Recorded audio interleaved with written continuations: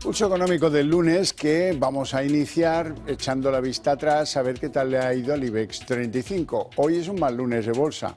Caídas de un 0,76%, el índice general se queda en 11.877,3.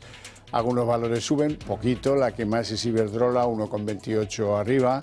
Repsol es la segunda, 0,77 arriba, y Grifols es la tercera, 0,74 arriba. Y en el lado del rojo, donde preponderan las manos vendedoras, la que peor se ha comportado es Amadeus, que cae 3,25.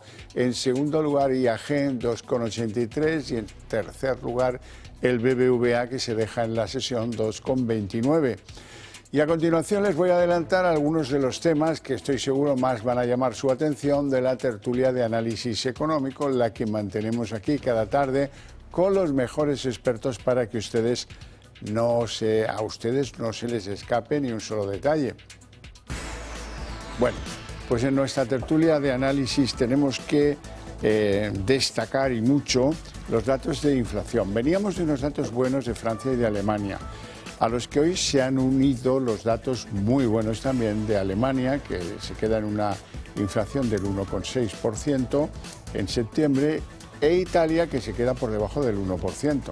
Con estos datos sobre la mesa, la pregunta es, ¿qué hará el Banco Central Europeo? Christine Lagarde ha hecho declaraciones hoy diciendo, he tomado nota o hemos tomado nota. Y también hablaremos en nuestra tertulia de que el 87% de los expertos cree que el IBEX superará o mantendrá los niveles actuales a finales del año. Ya veremos qué opinan nuestros invitados. O sea que toca las presentaciones. Don Joaquín Robles, analista financiero, muy buenas tardes. ¿Qué tal? Muy buenas tardes. ¿Todo bien? Todo bien. Me alegro. Don Miguel Ángel Cicuéndez, vicepresidente de ASEAFI y consejero de Eurohispano Opciones, perdón. Sí, claro, efectivamente, ahí estamos. Muy buenas tardes. ¿Todo pues bien? Nada, todo muy bien. La tarde, oye, el veranillo San Miguel. Eché en falta que me felicitara ayer, ya se lo digo. Que le medio felicitara. Bueno, sí, pero... Es que San Ángel, ¿usted conoce a San Ángel? Bueno, venga, vamos al lío. A ver, ¿qué me dicen de la sesión del IBEX? ¿Qué les ha parecido? Parece que nos vamos, alejando de los 12.000 puntos. Sí, quizá ligera recogida de beneficio en una jornada sin grandes referencias. Es verdad que hemos tenido una fuerte subida en la bolsa china después de un nuevo estímulo del Banco Central que parece muy interesado, ¿no?, en que se cumplan esas previsiones de crecimiento de alrededor del 5%. La bolsa china, de hecho, sube cerca de un 20% en el último mes a raíz de todos estos estímulos. Pero bueno, también hemos tenido otro tipo de factores negativos, como una fuerte caída superior al 4% en Japón, también tensiones geopolíticas y luego también, bueno, pues ese profit warning de una nueva empresa del sector del automóvil que ha pesado bastante, ¿no?, sobre el ánimo de los inversores. Y quizás mirando al resto de referencias de la semana, en Europa sobre todo el IPC de la zona euro, que conoceremos mañana, y en Estados Unidos los datos de empleo.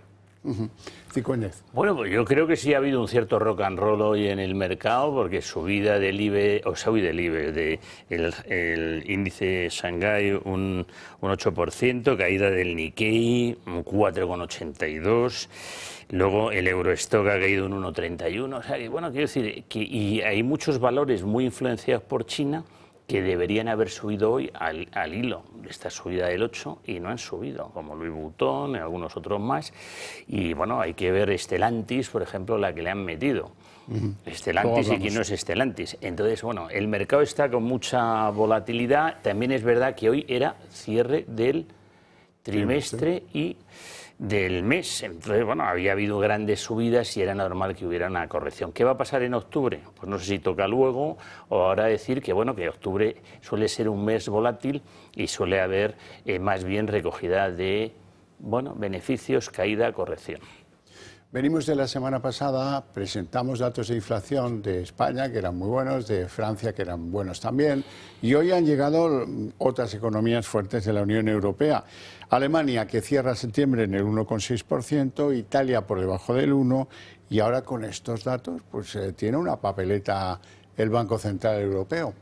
Efectivamente, y de hecho, como comentamos, se espera que mañana la inflación de la zona euro baje del 2%, fue en agosto un 2,2%, ahora en septiembre se espera un 1,8% y está empezando a crecer la presión para que el Banco Central Europeo vuelva a recortar tipos cuando se esperaba que en esta reunión de octubre hiciera una nueva pausa. De hecho, el consenso de mercado ya da un 75% de posibilidades a lo que sería el tercer recorte de 25 puntos básicos y podríamos incluso acabar el año con 4 recortes de 25 puntos básicos porque después de octubre también se espera el mes de diciembre y esto quizá pues podría también no animar a las bolsas de cara a las próximas semanas.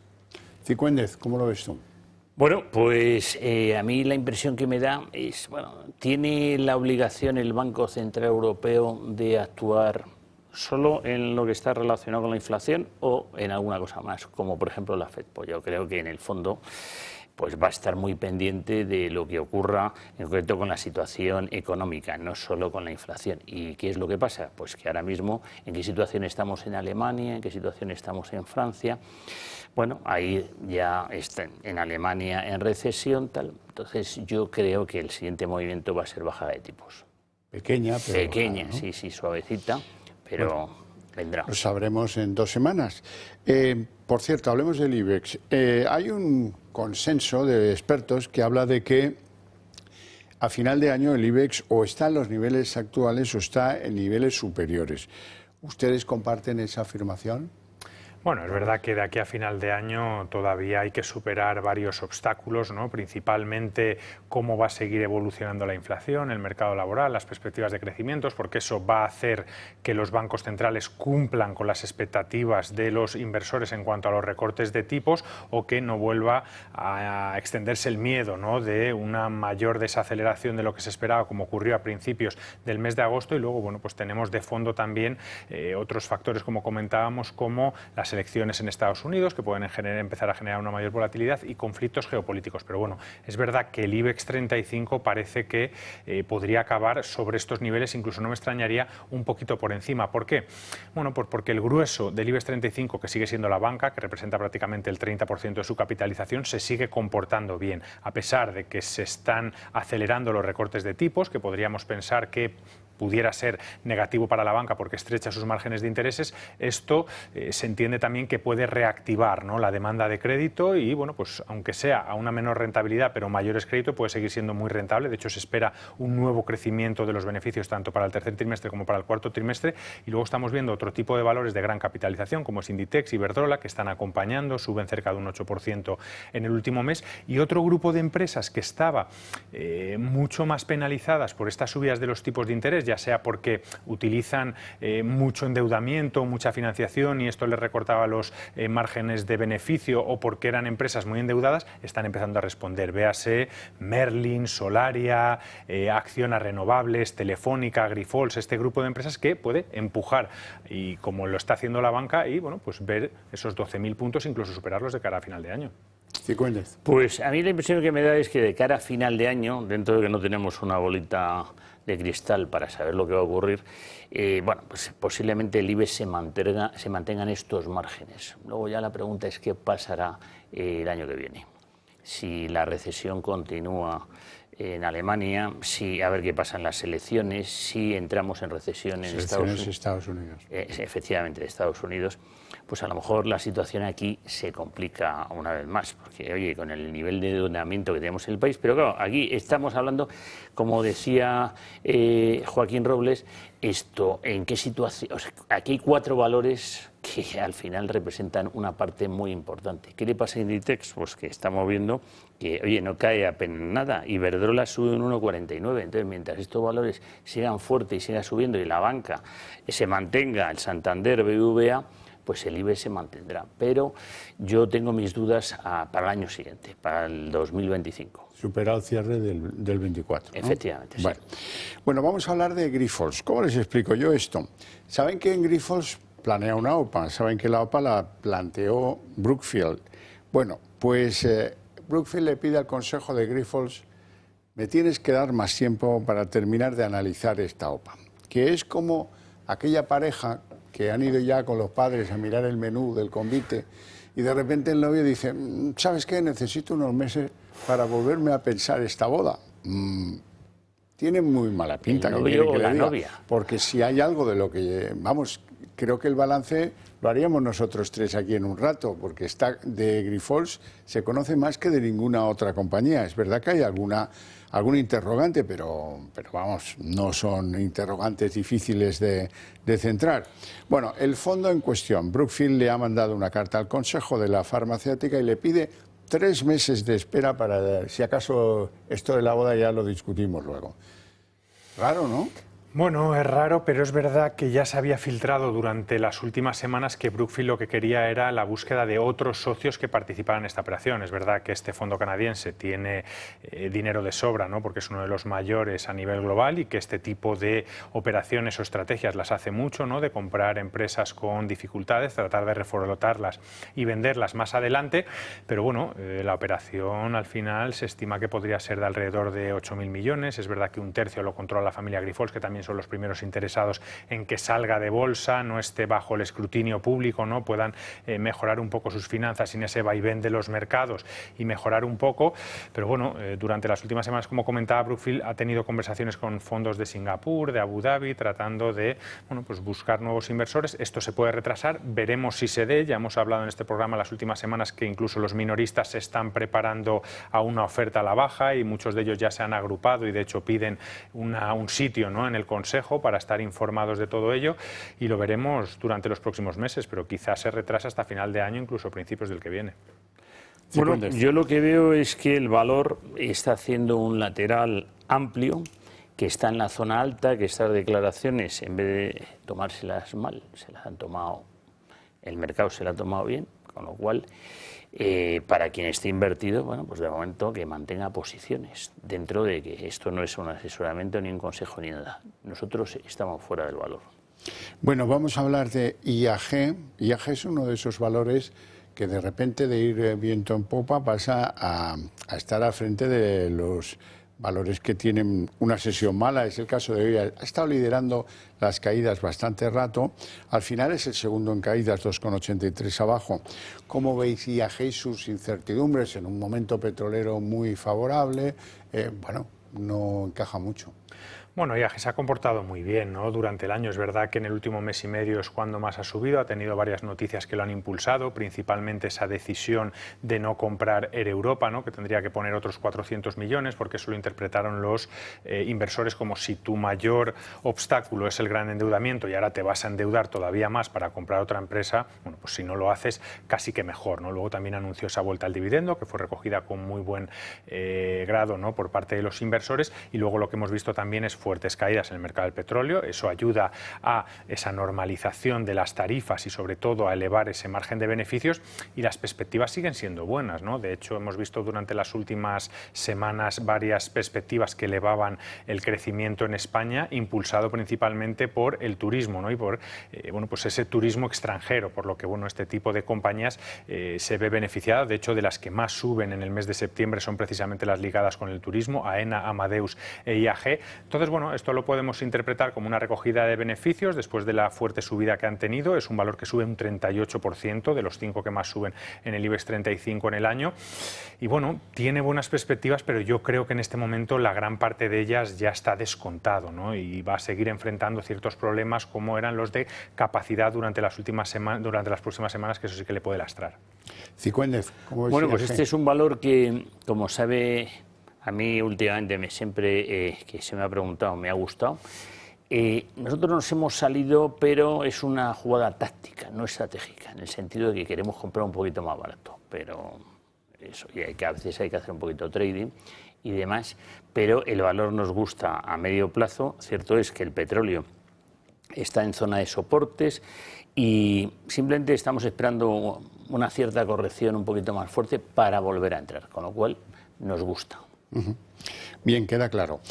Algo paradójico, sepan que los hogares elevaron un 17,6% el ahorro justo en el trimestre en el que la inflación se mostraba más rebelde, en el que empezaron los recortes de tipo, pues la tasa de ahorro aumentó un 21%, un poco más del 21% en el segundo trimestre del año. ¿Qué pasa? ¿Que la gente no se fía?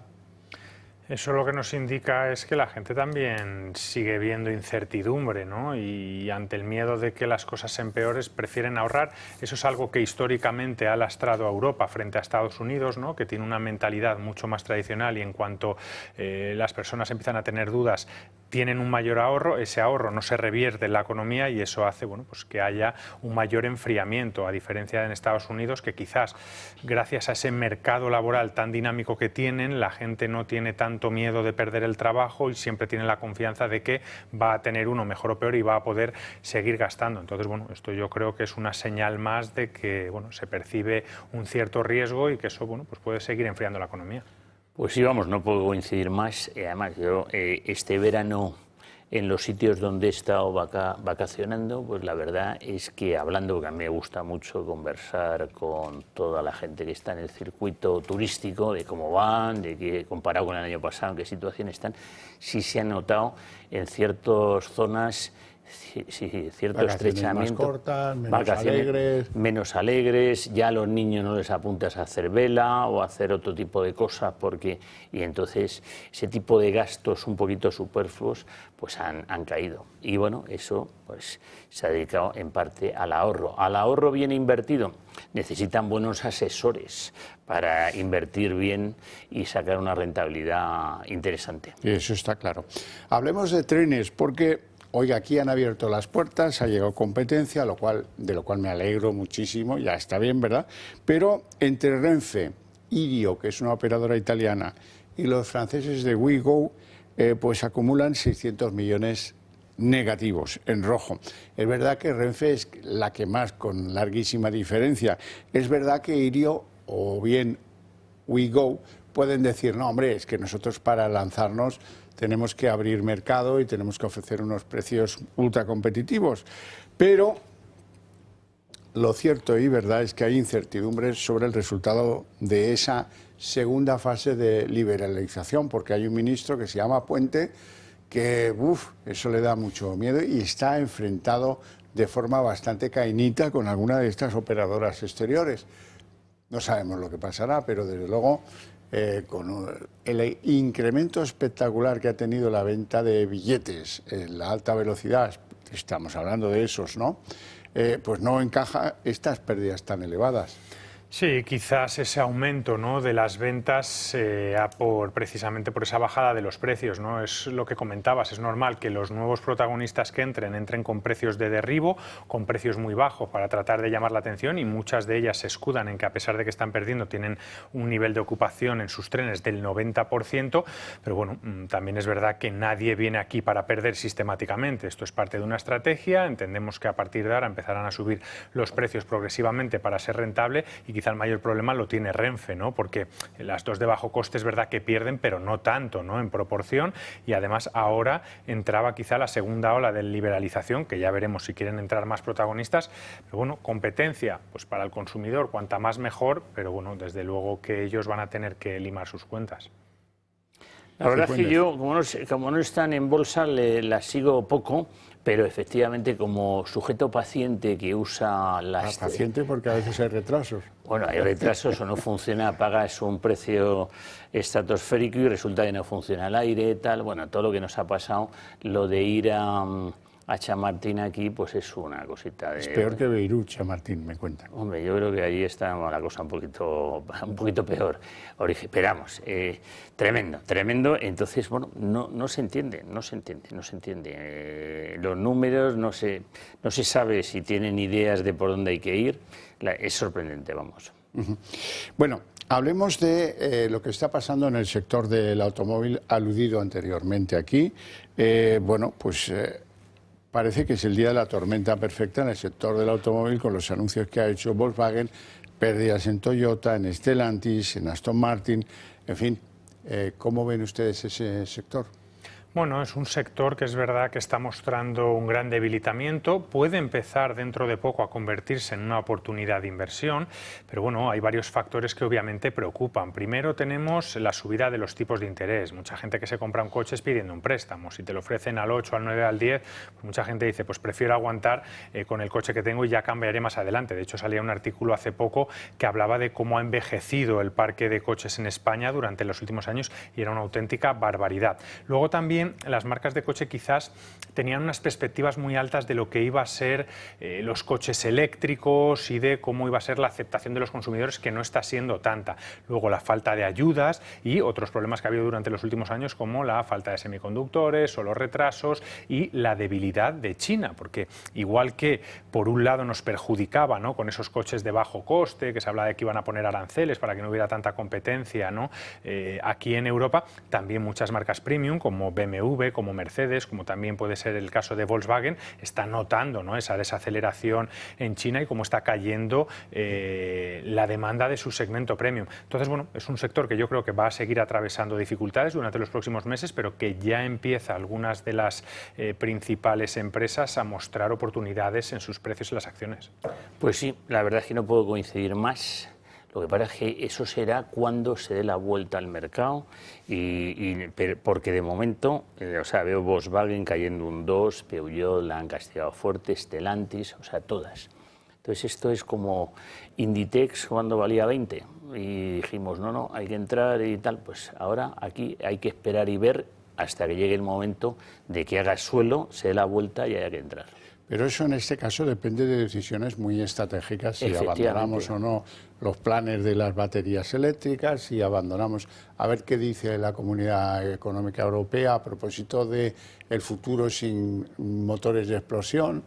Pero todo eso está en el precio, o sea, al final se descuenta en el precio y da oportunidad de entrada. ¿Y cuándo será? Pues de momento no sabemos, claro, hay ciertas dudas de que no está claro. Y esto que ha dicho de mantener el coche antiguo, pues oye, sí, bienvenidos al club. Sí, a veces con lo que cuesta el eléctrico nuevo se comprende.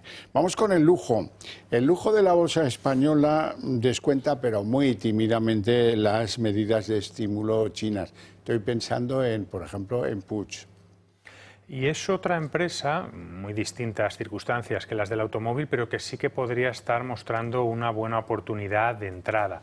Es una compañía que salió a cotizar en el mes de mayo, salió a cotizar a múltiplos muy altos, era una empresa que venía creciendo mucho durante los últimos años y quizá los múltiplos, las perspectivas eran muy exigentes. En su primera presentación de resultados, hace escasas semanas, no cumplió con esas expectativas, no creció tanto como se esperaba y sobre todo los márgenes no tuvieron tampoco ese crecimiento. Aún así sigue siendo una empresa muy buena y con fundamentales muy sólidos, pero bueno, cayó un 25% respecto al precio de salida. Ahora está recibiendo el apoyo de China, porque al final hay que tener en cuenta que en China son más de 1.000 millones, por lo que proporcionalmente también el número de ricos en términos absolutos es mucho más, mueve mucho este sector y bueno, pues puede dar esperanza. Además, en Puig hay que tener en cuenta una cosa, se dedican sobre todo al tema de las fragancias, que es más resiliente, ¿no?, esta parte dentro del lujo. No es lo mismo comprarte un bolso de 1.500 que una colonia de 50 o 60 euros, ¿no?, porque accedes a un mayor público objetivo. Entonces, bueno, yo creo que se va a poder comportar mucho mejor que otras empresas del lujo